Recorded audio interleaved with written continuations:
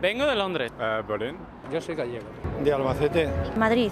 Por el ambiente, a los toros, el buen tiempo y la buena gente. Pues vamos a ir a la falla, vamos a visitar un poquito Valencia, disfrutar de la gastronomía valenciana, el sol. Es muy cómodo porque en 1 hora y media estás aquí y cuando nos volvemos igual, o sea, nos vamos a media mañana y ya nos vamos a nuestros quehaceres diarios sin ningún problema. Definitivamente yo quiero comer en todos sitios, pero tengo que ir a la playa, comerme una paella en la playa, en la terraza, el solecito, cervecita.